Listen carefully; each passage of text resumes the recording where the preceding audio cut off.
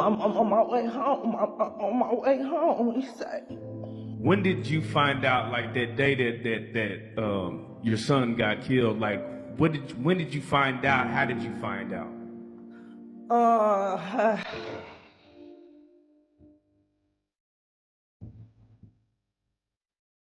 He had went to school. First day back. After me getting him back in, he called me. He said, I'm on my way home. I'm on my way home. He said, I won my wrestling match, Mama. I'm on my way home.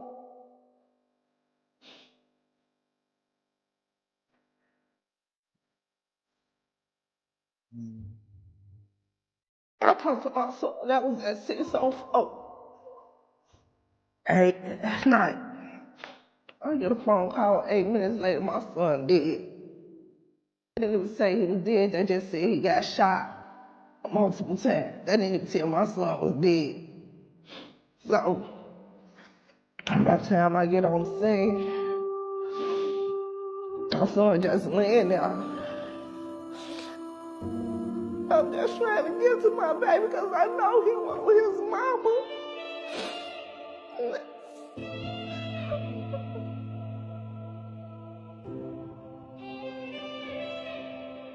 I never thought. On January 12, 2011, began as a regular day in the neighborhood.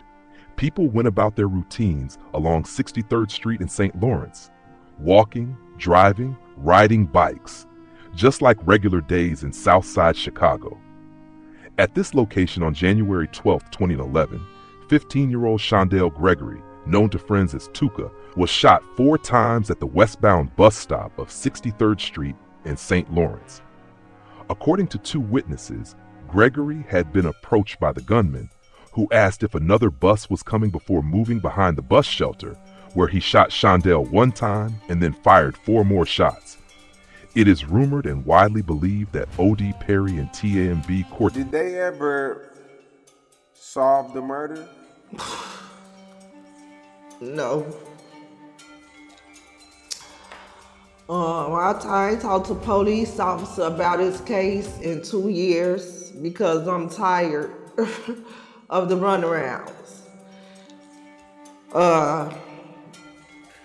First day was, no, we don't have any information. Me and my family putting up reward money. You know what I'm saying? Because Odee Perry was known as Week City's top shooter and protector. K.I. of STL, whose real name was Kakira Barnes, was reportedly known for shooting King Von in the leg and shooting T. Roy's younger cousin, which are among the incidents often attributed to her. The police stated to CBS News that the killing was believed to be gang-related. "We not from 63rd" is a popular phrase used against 63rd Street in St. Lawrence. This street is home to famous rappers, including FBG Duck and Lil J, and is locally referred to as Tookaville. When rappers like Chief Keef state they are smoking on Tooka, they are contemptuously speaking upon Shondell. If you had to speak to Dirk or Chief Keef, personally, a real sit down like adults, what would be your message to them? I just want to know why. Why? That's all I have to ask them. Why? What have my son done to y'all to make y'all, disrespect him like this? Every song they make, it's got we smoking on Tooka, fuck Tooka this, fuck Tooka that. Stop. Not only for my son, but for all the dead people. How could you kill somebody, knowing somebody killed somebody and cause grief to another family and mimic that? And he only 15. He was a kid. They made him a legend. And for him to be disrespected and mimicked his death.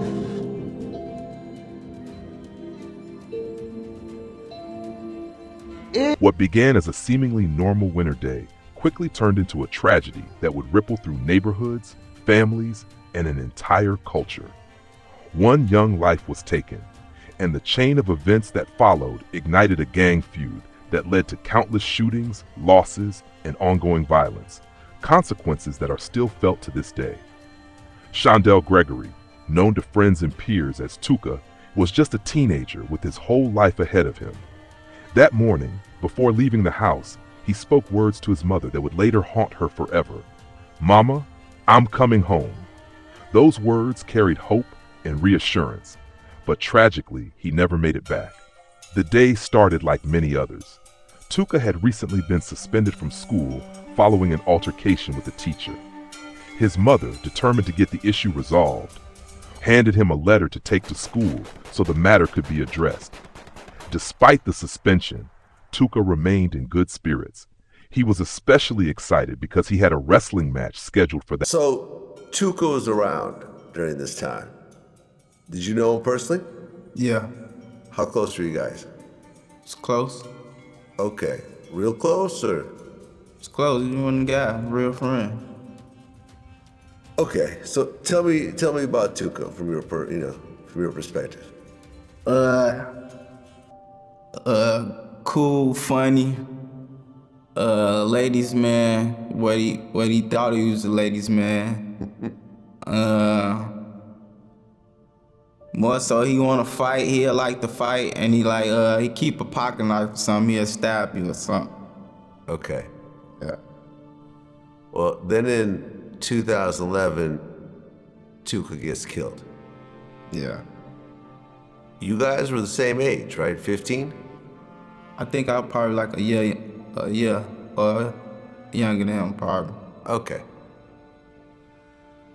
When you found out about the situation, how'd you feel? I was hurt, cause like growing up as a friend, or having friends, that was our first loss. I never had a friend that to die, so it was heartbroken. Okay, so that was the first person that you were close to that ended up getting murdered. Like as a friend my age who I hung with, yeah. Okay, you went to the funeral? Mm-hmm. I mean, when you found out it happened. Less than an hour later, everything changed. At approximately 6:48 p.m., Tooka was still at the bus stop at 63rd and St. Lawrence. He was not alone. Two other individuals were nearby, also waiting. Suddenly, a dark-colored vehicle pulled up. A passenger stepped out of the car wearing a half mask. There was reportedly a brief exchange of words, a moment that lasted only seconds, but would have irreversible consequences. Without warning, the suspect opened fire. The person that was on the bus stop with him said somebody, and they have police cameras like maybe 2 blocks away from where my son got killed. They said a black car came around the corner, dropped a boy off, and he was supposed to get on the bus. The bus was only on Cottage Grove. Say Tooka was on, he's a ladies' man. Anybody tell you the girls, the ladies love him. He on the bus stop talking to a female or whatever, and they said the boy asked him is the bus gonna still be down there for a long time, and you know how long the bus gonna be? Say my son looked at him like, no, it's coming though, it's right there. So as the bus got to the stop where my son was, the boy had shot him one time already. My son tried to throw the garbage can to try to get the boy up off of him. And instead of him throwing the garbage can behind him, he fell down on the garbage can. And so he just stood over my son and shot him 5 more times.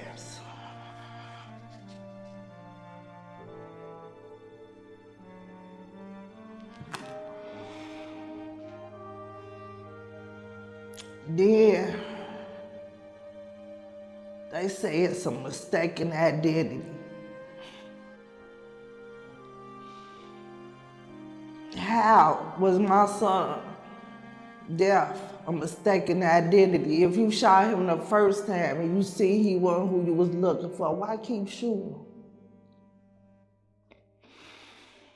Police been sending me on the runarounds. They say don't nobody want to get him no information because he's this powerful person and they want his people from over there want they revenge for themselves, which a bunch of bull.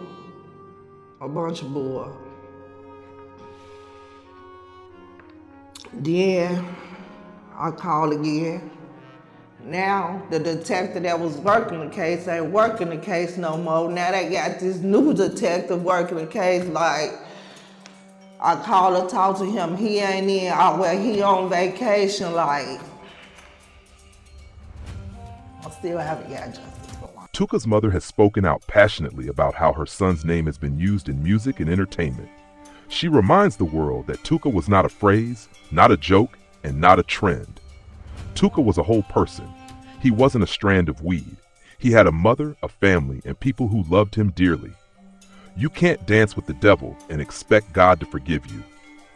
Her words reflect the pain of a parent who lost a child and has had to watch his memory be distorted and disrespected. Tragically, the violence did not stop with Tooka. His brother, Mark Campbell, Lil Mark, would later suffer a similar fate, also being killed at a bus stop. His death only intensified the pain and fueled even more mockery from rivals, deepening the family's suffering. Despite everything, Tooka's mother, and the mothers of others lost to violence, continue to fight to keep their children's memories alive. They speak not just for their own loved ones, but for every young life lost too soon. Remembering Tooka Shondell, Tooka Gregory was a child with potential, dreams, and the ability to become something greater. He was more than a name in a song or a headline in the news. He was a son, a brother, a friend, and a young man who loved wrestling and wanted to make his mother proud. Like so many other youths in Chicago, his life was taken far too early due to senseless violence. His story is not just about loss. It is a reflection of a cycle that continues to claim lives. My Reddit account is permanently suspended because I said I was smoking on Tooka. On my mom. You want me in an interview? No, I'm finna tell you. No, for real. I'm dead ass. I'm giving you some real shit. They made a post on Reddit. It said like, who y'all smoking on or something like that. Mm-hmm. And I had left a comment thinking I was trolling. Mm-hmm. And I said Tooka. And my shit has been permanently suspended ever since. Yeah, sure. You should have kept that shit to yourself though, folks. I ain't gonna lie to you. Yeah. I ain't gonna lie to you. I thought I called myself trolling, you know what I'm saying? Cause look, this, what it say? This account has been banned permanently. Check your inbox for message with more information. And it ain't no getting up out of that. You can't create a new one, you know what I'm saying? But like my account ain't got my name or nothing on it. It's like a trolling name, you know? But I'm saying like, what was that about? Was that just like you just a round bond? No, at that time, like I said, I called myself trolling. You feel me? Like I said, the post read who y'all smoking on or what y'all smoking on or something. You feel me? Well, I get the trolling. Yeah. But what was just that like?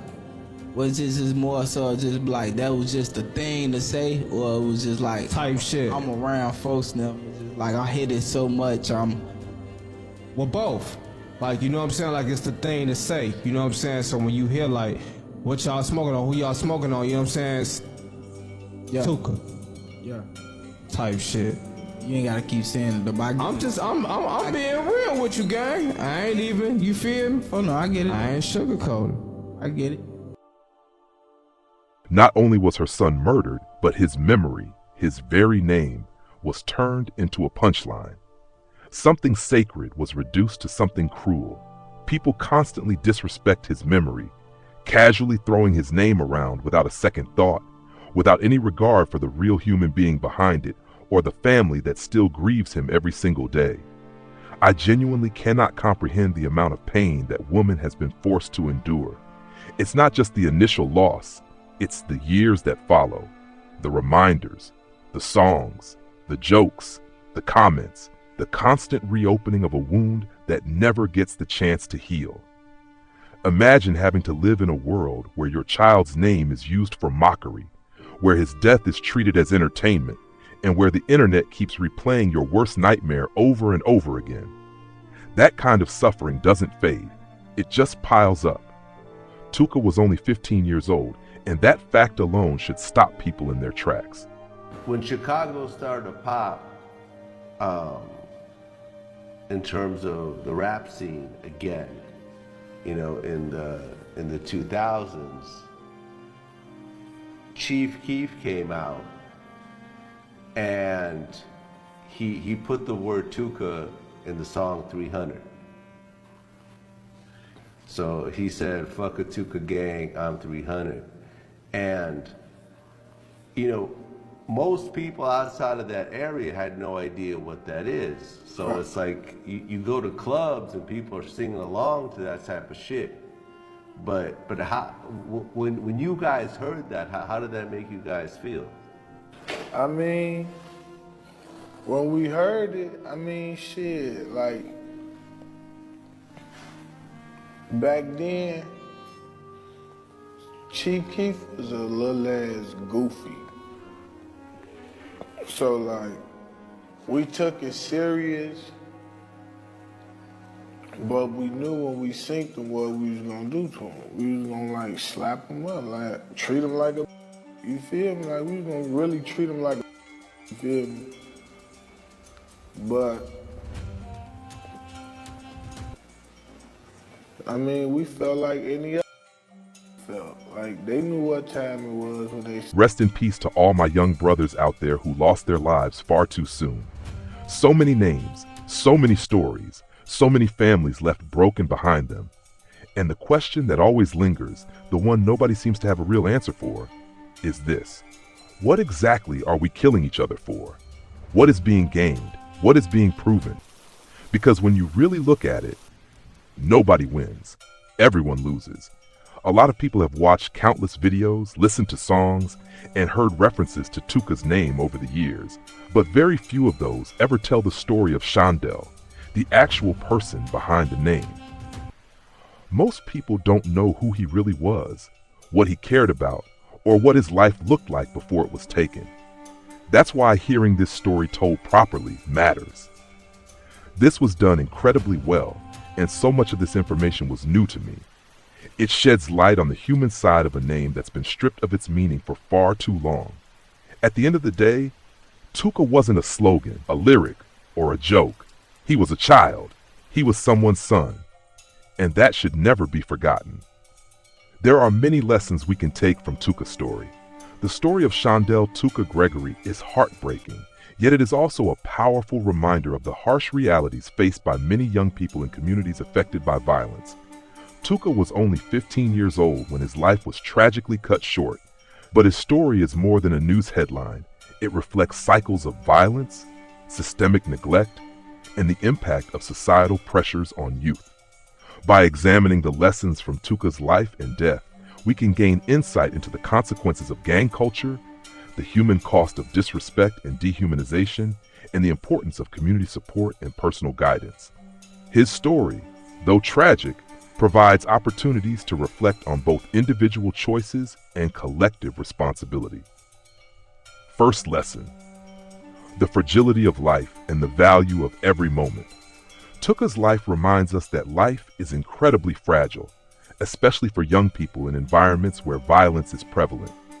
15 years is barely the start of a life, yet Tooka had already begun pursuing his passions, like wrestling, and sharing moments with his family.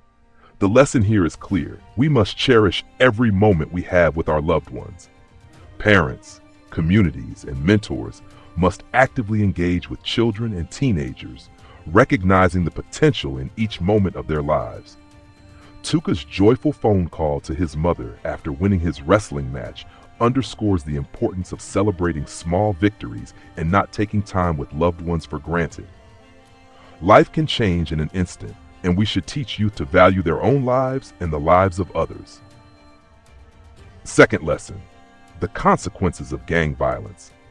Tooka's death was directly linked to gang conflicts and retaliation, highlighting the devastating consequences of gang involvement.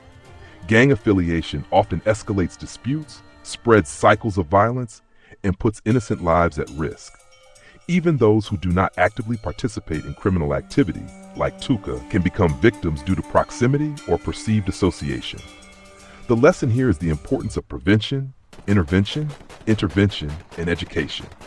Communities, schools, and local organizations must offer alternatives, mentorship programs, and safe spaces to help young people avoid entering cycles of violence that often have lifelong consequences. The broader takeaway is that unresolved conflicts rarely remain small. They have ripple effects that destroy families, friendships, and entire neighborhoods. Third lesson: the human cost of disrespect and dehumanization.